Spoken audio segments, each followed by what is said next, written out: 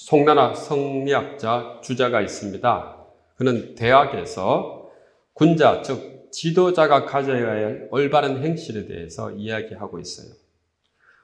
군자가 천하를 다스리고자 할 때는 첫 번째, 먼저 수신을 해야 된다라고 얘기하고 있습니다. 수신이라고 하는 것은 악을 물리치고 선을 복돋아서 마음과 행실을 바르게 잡는 것을 이야기하는 거예요. 두 번째 단계가 바로 제가입니다. 제가라고 하는 것은 집안을 가지런히 한다라고 하는 그 뜻이에요. 그런데 여기서 말하는 집이라고 하는 것은 단순하게 가정을 의미하는 것이기보다는 가정보다 더 큰 그런 개념입니다. 세 번째 단계가 바로 치국과 평천하예요. 이처럼 지도자가 되는 과정은 굉장히 중요해요.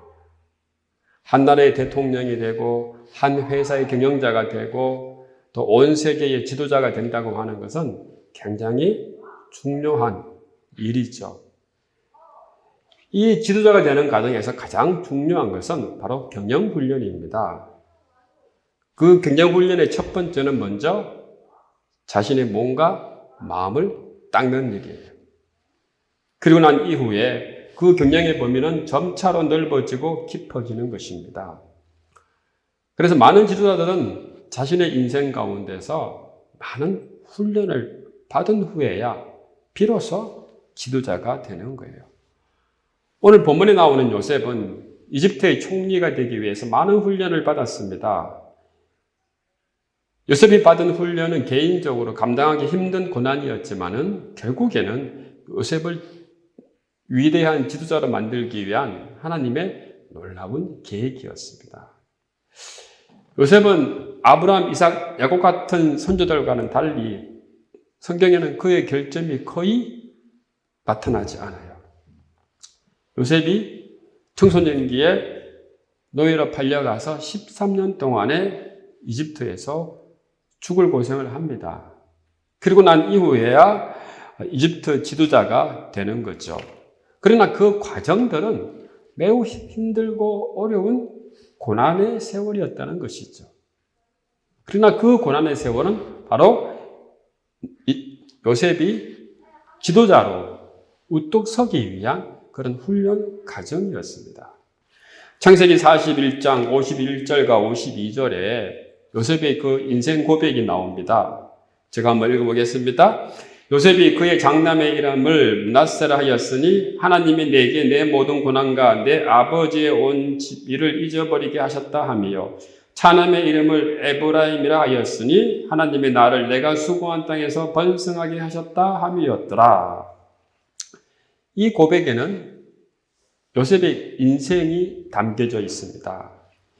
요셉이 이집트의 총리가 되고 난 이후에 고통받는 백성들에게 도움을 주는 그런 위치에 서게 되어 있었습니다. 이 위치에서 요셉은 자기 아들들의 이름을 통해서 자기 인생을 고백하고 있는 거예요. 그 고백의 첫째가 뭡니까? 하나님이 나로 하여금 나의 모든 고난과 나의 아비의 온 집을 잊어버리게 하였다. 둘째로 하나님이 나로 나의 고생한 땅에서 창생하게 하였다라고 하는 것이죠.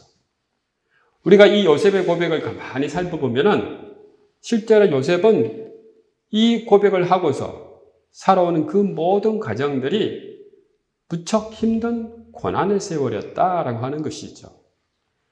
자신에게 상처 준 형들을 용서하고 그 억울함을 처리하면서 그리고 노예로 시작해서 이집트의 총리가 되기까지 요셉은 많은 장애물을 다 극복하였고 결국은 이집트의 지도자가 된 것입니다. 그러나 요셉이 이렇게 우뚝 설 수 있었던 것은 바로 그 배후에 하나님의 놀라운 섭리와 계획이 있었다는 것이죠. 오늘 우리가 성경에서 요셉을 이렇게 중요하게 다루는 이유는 바로 이것 때문에 그런 거예요. 그렇다면 하나님께서는 요셉을 어떻게 훈련시키셨습니까? 첫 번째는요, 공동체를 경영하게 하셨습니다. 요셉이 17살 때 이스마엘 사람들에게 노예로 팔려갑니다. 그러나 요셉은 하나님의 섭리로 요셉을 인정하는 아주 좋은 상관을 만나죠. 그 상관이 누굽니까? 바로 보디발입니다. 이 보디발은 바로의 군대 12대장이었어요. 즉 바로 근위사단의 총지휘관이었습니다. 그러니까 바로가 가장 아끼고 신임하는 사람이었습니다. 보디발은 12대장으로 왕의 진노를 받은 사람을 자기 집안에 가둘 수 있는 옥도 가지고 있었고, 왕의 사형 명령이 떨어지면 즉시로 죄수들을 처리할 수 있는 그런 무지막지한 권력을 가지고 있었습니다. 그런데 요셉이 노예로 팔릴 때 이집트의 시기는 15, 16 왕조의 시대예요. 그런데 이 두 왕조는 원래 이집트 족속인 미스라임족이 세운 왕조가 아니라 이민족인 힉소스족이 세운 왕조예요. BC 1725년부터 BC 1550년까지 힉소스족은 이집트의 두 왕조, 15왕조와 16왕조를 세우는 겁니다. 그런데 중요한 것은 이 이민족인 힉소스족이 바로 셈족이에요. 이들은 미스라임, 즉 이집트 족속이 아니라 셈족입니다. 아브람도 셈족이었죠. 그리고 요셉도 셈족이었죠. 근데 오늘 본문에 나오는 바로도 셈족이었습니다. 그래서 학자들은 아마 보디발도 셈족이었을 것이다 라고 그렇게 추정을 하는 거예요. 그렇다면 보디발의 입장에서는 함족 계통인 이집트족보다는 셈족 계통인 이 요셉에게 더 마음이 많이 갔을 거예요. 그러니까 보디발은 미리 부탁했던지 아니면 우연히 노예시장에서 요셉을 만났던지 요셉이 셈 계통의 종족임을 알고서 요셉을 자기 집에 데리고 온 것입니다. 보디발은 요셉을 신뢰하였고 요셉을 사랑했습니다. 그래서 요셉에게 모든 것을 다 맡겼습니다. 여러분, 이게 우연일까요? 요셉이 같은 셈족 계통인 보디발을 만나게 되고 또 요셉이 보디발로부터 많은 신뢰를 받을 수 있었던 것. 이게 우연일까요? 결코 우연이 아닙니다. 이것은 바로 하나님께서 요셉을 이집트의 놀라운 지도자로 만들기 위한 하나의 계획이었고 훈련이었다는 거예요. 창세기 39장 4절 말씀이죠. 다 같이 한번 읽어보겠습니다. 요셉이 그의 주인에게 은혜를 입어 섬김에 그가 요셉을 가정 총무로 삼고 자기의 소유를 다 그의 손에 위탁하니, 요셉은 보디발이라고 하는 좋은 주인을 만납니다. 보디발은 처음부터 요셉을 신뢰합니다. 그리고 요셉을 그 공동체를 경영하는 매니저의 자리까지 올립니다. 바로 가정총무이죠. 이 가정총무가 바로 매니저라고 하는 뜻이에요. 여러분, 큰 가정에 총무가 되는 일이 그렇게 쉬운 일이 아니에요. 위로는 어때요? 주인의 의중을 잘 살펴야 되죠. 그리고 아래로는 같이 일하는 동료들이나 다른 구성원들의 마음을 잘 헤아려야 되는 겁니다. 위아래를 잘 조율하고 위아래의 모든 뜻들을 다 헤아려야지 매니저가 될 수 있는 거예요. 그래서 모든 상황이 주인과 공동체에게 유익을 가져다 줄 수 있도록 전략과 전술을 잘 짜야 되는 것이 바로 매니저입니다. 여러분, 이런 능력을 잘 발휘하기 위해서 먼저 무엇을 해야 될까요? 먼저 자신을 잘 훈련시켜야 됩니다. 자신의 몸과 마음을 잘 관리하는 이 수신의 과정이 없으면 아무리 작은 공동체라도 경영할 수가 없는 거예요. 요셉은 하나님과 함께하는 사람이었기에 먼저 자신의 마음을 잘 관리하고 자신의 마음을 하나님 앞에 내려놓고서 공동체를 경영하는 힘과 지혜를 얻었던 것이죠. 영국이 식민지였던 미국이 건국되는 과정에서 훌륭한 지도자들이 참 많이 나왔어요. 그러나 그 대부분은 바로 그리스도인이었습니다. 신실한 그리스도인이었어요. 기도와 말씀으로 자신을 잘 다스리고 기도와 말씀 가운데서 하나님의 뜻을 헤아리고 하나님을 의지하면서 국가를 세웠던 것입니다. 그래서 건국 초기에 미국은 굉장한 복을 받는 거예요. 요셉도 마찬가지였습니다. 자신의 몸과 마음을 잘 닦았어요. 하나님의 그 은혜 가운데서 잘 닦고 그리고 하나님께서 함께 하시는 그 증거를 눈으로 똑똑히 확인할 수 있었던 것입니다. 그 증거가 뭡니까? 하나님께서 요셉에게 복을 주신 그 증거가 뭐예요? 바로 보디발이 집과 보디발의 모든 소유가 배가 되는 능력을 가지게 한 거예요. 하나님께서 함께 하시는 사람은 바로 이런 사람입니다. 하나님께 복 받은 사람은 바로 이런 사람이에요. 자신도 삶 속에서 성공을 하고 복을 받지만은 주변 사람들도 다 같이 함께 이롭게 되고 복을 받는 거예요. 그러자 요셉은 점점 신임을 얻게 되었습니다. 그래서 보디발은 자기 식량만 빼놓고 자기의 모든 소유를 요셉에게 맡겨 관리했던 것이죠. 하나님께서는 요셉을 점점 유능한 관리자로 훈련하셨던 거예요. 이 모든 과정들 하나하나가 결코 우연이 아닌 거예요. 요셉을 이집트의 지도자로 만들기 위한 하나님의 특별한 계획이었던 것이죠. 사랑하는 성도 여러분, 우리 삶들 가운데서 우연이라고 하는 것은 없어요. 모든 것이 다 하나님의 계획과 섭리 속에 있음을 꼭 기억하는 저와 여러분 되시기를 주님의 이름으로 축원합니다. 둘째로 하나님께서는 요셉을 지도자로 세우시기 위해서 무엇을 훈련시켰을까요? 바로 충성됨을 훈련하셨습니다. 공동체를 관리하고 조직을 관리하는 사람은 능력이 중요합니다. 능력도 중요하지만은 가장 중요한 것이 있어야 돼요. 바로 뭡니까? 사람에게 신뢰감이 있어야 되는 거죠.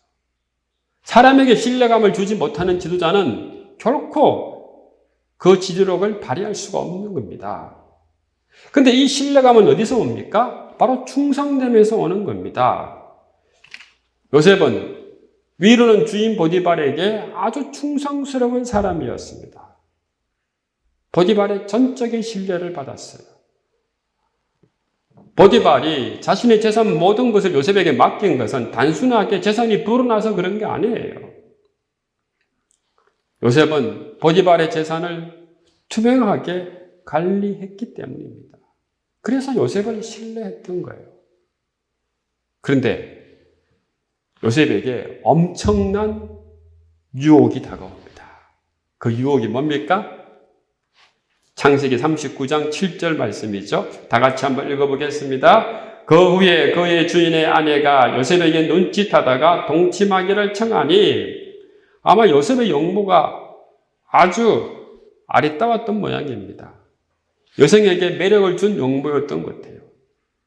보디발의 부인이 용모가 다만 요셉에게 자꾸만 동침하자고 유혹을 하는 거예요. 여러분, 혈기왕성한 요셉이었습니다. 청년 요셉이었어요. 이것을 물리치기가 결코 쉽지 않았을 것입니다. 근데 요셉은 충성스러운 사람이었습니다. 자신의 위치를 이용해서 자기의 욕구를 만족시키지 않았어요. 오늘날 얼마나 많은 지도자가 자신의 위치와 권력을 이용해서 개인적인 욕구를 채우다가 실패하는 경우를 우리는 많이 봅니다. 개인적인 이익을 채우려고 하다가 참담한 결과를 많이 봅니다. 여러분, 지도자의 자리라고 하는 것은 책임도 있지만은 동시에 특권도 있어요. 특권이 무엇을 이야기합니까? 바로 힘이에요. 힘이 있는 자리예요.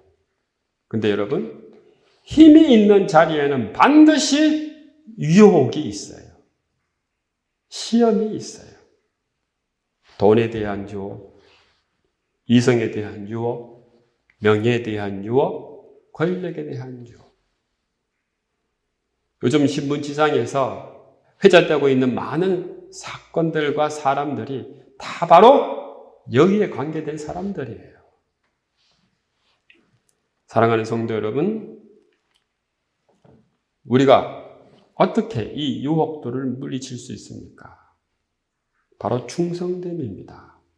하나님께도 충성되어야 되고 사람에게도 충성되어야 돼요.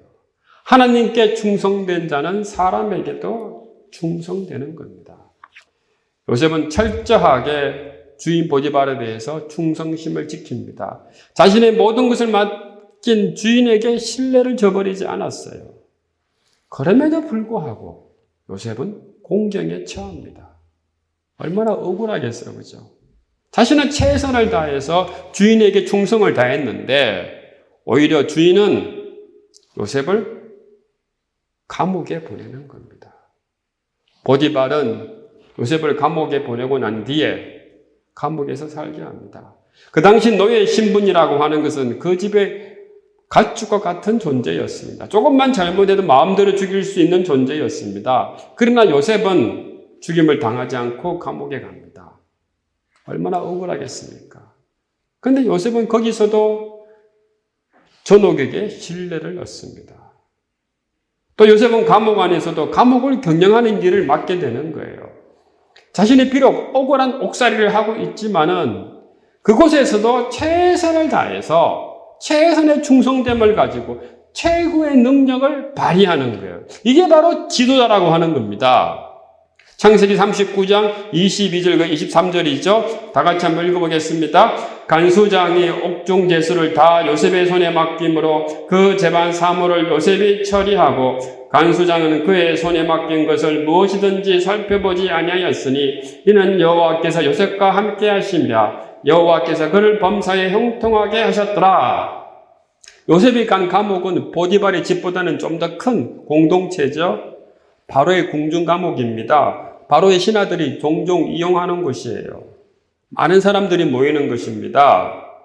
근데 요셉은 이곳에서도 최고 책임자에게 신뢰를 받는 거예요. 요셉이 얼마나 위대합니까? 그죠?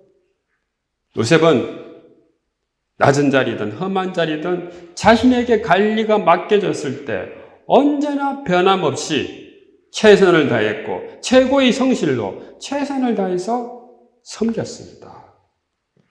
요셉은 이러한 훈련을 통해서 점점 이집트의 총리가 되어가곤 준비를 하고 있었던 것입니다. 요셉이 이런 과정을 통해서 자신이 나중에 총리가 될 줄은 아마 꿈에도 몰랐을 거예요. 그리고 일 뒤에 역사하시는 하나님의 그 놀라운 계획과 섭리도 몰랐을 거예요. 그러면서도 불구하고 자신에게 맡겨진 일들에 대해서 최선을 다하는 요셉. 이 모습이 중요한 거예요. 제가 오늘 새벽 4시 반에 일어나서 5시에 교회에 왔습니다.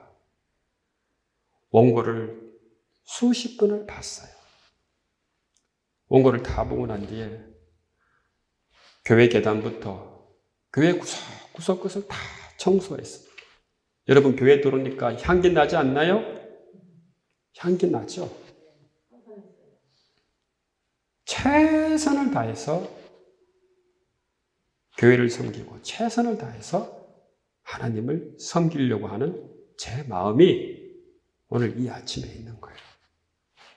사랑하는 성도 여러분, 사람 누구나 자기가 처한 그 삶의 환경에서 무게를 가지고 살아요.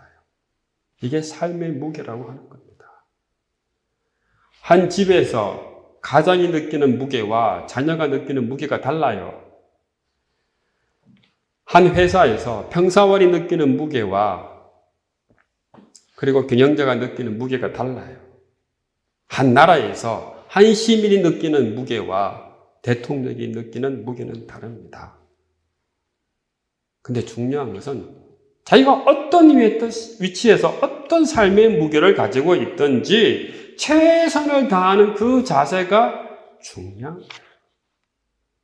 어떤 자리이든 하나님께서는 우리를 훈련시키시고 우리의 충성심을 보신다는 겁니다.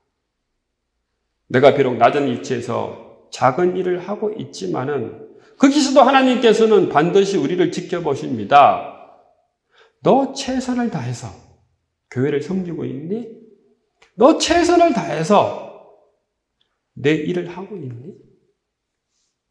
이걸 할 줄 알아야 다음에 너에게 더 큰 일을 맡기겠다라고 하는 것이 바로 하나님의 뜻이에요. 사랑하는 성도 여러분, 우리가 어떤 위치에서, 어떤 자리에서, 어떤 삶의 무게를 가지고 있더라도 항상 최선을 다해서 충성심을 보이시는 저와 여러분 되시기를 주님의 이름으로 축원합니다.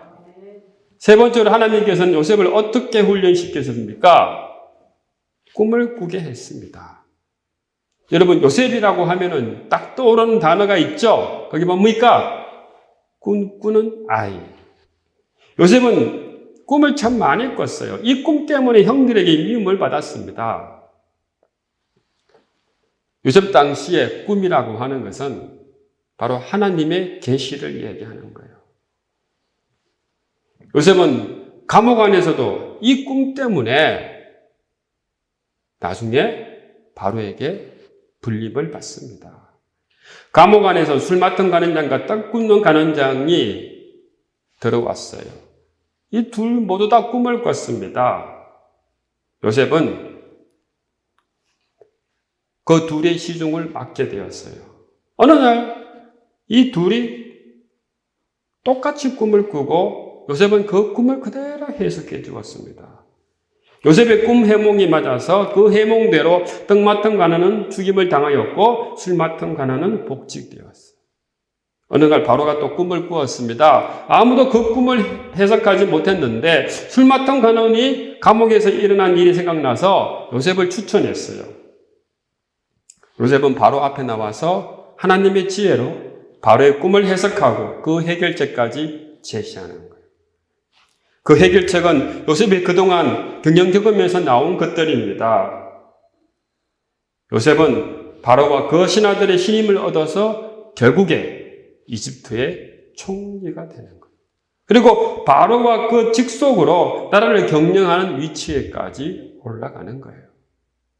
창세기 41장 38절과 40절이죠. 다 같이 한번 읽어보겠습니다. 바로가 그의 신하들에게 이르되 이와 같이 하나님의 영에 감동된 사람을 우리가 어찌 찾을 수 있으리야 하고 요셉에게 이르되 하나님이 이 모든 것을 내게 보이셨으니 너와 같이 명철하고 지혜 있는 자가 없도다. 너는 내 집을 다스리라. 내 백성이 다 내 명령에 복종하리니 내가 너보다 높은 곳은 내 왕자뿐이니라. 오늘 본문에서 바로가 요셉을 어떻게 칭찬합니까? 하나님의 영에 감동된 사람이다. 하나님 영에 감동된 사람만이 꿈을 꿀 수가 있는 거예요. 하나님 영에 감동된 사람이 하나님의 계시를 볼 수 있고 그 계시 가운데서 삶의 지혜와 명철을 얻을 수 있는 거예요. 요셉은 살면서 수없이 억울한 일을 당했습니다. 그러나 그 억울함을 당했어도 요셉이 참고 견딜 수 있었던 것은 꿈을 통해서 하나님을 보았기 때문입니다. 꿈을 통해서 하나님의 계시를 믿었기 때문이에요. 요셉이 꾼 꿈은 요셉이 처한 환경을 넘어서는 꿈이었습니다. 요셉은 꿈을 꿀 줄 아는 사람이었어요. 사랑하는 성도 여러분, 여러분 꿈꾸며 삽니까? 왜 꿈꾸지 못할 거예요, 사람들이? 요즘 사람들이 꿈이 없어요. 왜? 너무 현실적이기 때문에. 자신이 처한 현실에서 자신의 생존을 지키는 것이 너무 급하기 때문에 꿈을 꾸지 못하는 거예요. 내면 깊은 곳에서 자기의 존재의 한계를 넘어서고자 하는 열망이 있지만은 이를 회피합니다. 요즘 사람들 꿈을 꾸지 못해요. 왜 꿈꾸지 못합니까? 너무나 많은 자극에 노출되어 있기 때문에, 너무나 많은 감각적인 욕구 충족에 자신의 인생과 시간을 다 쏟아붓기 때문에 꿈꾸지 못합니다. 요즘 사람들 꿈꾸지 못합니다. 왜? 너무나 현실에, 이익에 약삭빠르기 때문에 꿈을 꾸지 못하는 거예요. 그런 하나님께서는 우리가 요셉처럼 꿈꾸는 사람을 원하시는 거예요. 하나님께서 소중히 여기시는 사람, 하나님의 영감대로 꿈을 꿀 줄 아는 사람이에요. 요셉은 하나님이 주시는 꿈을 바라보았을 때 현실에서 장애라 보이는 모든 한계를 뛰어넘을 수 있었던 것입니다. 요셉은 하나님이 주시는 꿈 안에서 해와 달이 절하는 것을 보았고 순수한 어린아이 같은 마음으로 그것을 그대로 받아들였던 거예요. 요셉은 하나님께서 주시는 꿈 때문에 살게 되었고 꿈 때문에 그 억울함도 내려놓을 수 있었고 꿈 때문에 자신의 모든 그 현실을 극복할 수가 있었던 것입니다. 결국은 이 꿈을 붙들고 살았기에 다른 사람의 꿈도 해석할 수 있는 지혜와 영감도 가질 수 있는 것입니다. 사랑하는 성도 여러분, 꼭 꿈꾸시기 바랍니다. 우리 교회를 향한 그 놀라운 꿈이 저는 반드시 있을 줄 믿습니다. 말씀을 맺겠습니다. 경영자의 경험을 쌓는 일, 그리고 충성스러운 마음을 갖는 일들은 세상 사람들이 지도자가 되기 위한 중요한 훈련이며 요셉은 그 훈련을 잘 받았습니다. 요셉에게 이런 훈련보다도 더 근본적으로 더 중요한 요인이 있었습니다. 그것은 무엇입니까? 요셉은 바로 하나님께서 주신 꿈을 바라보며 그 꿈을 꿀 줄 아는 사람이었습니다. 자신의 한계를 넘어서는 그 고난의 행군을 멈추지 않고 늘 하나님의 은혜 가운데서 하나님의 비전을 붙들고 산 사람이었습니다. 그래서 우리가 요셉의 인생을 단 한마디로 요약하면 어떻게 요약할 수 있습니까? 어떻게 요약할 수 있어요? 하나님의 함께 하심이 형통함으로 나타났다. 형통함으로 표현될 수 있는 거예요. 창세기 39장 23절의 말씀이죠. 다 같이 한번 읽어보겠습니다. 간수장은 그의 손에 맡긴 것을 무엇이든지 살펴보지 아니하였으니 이는 여호와께서 요셉과 함께 하심이라. 여호와께서 그를 범사에 형통하게 하셨더라. 요셉은 형통한 사람이었습니다. 이런 형통함이 여러분의 삶 속에서 가득히 임하시는 저와 여러분 되시기를 주님의 이름으로 축원합니다.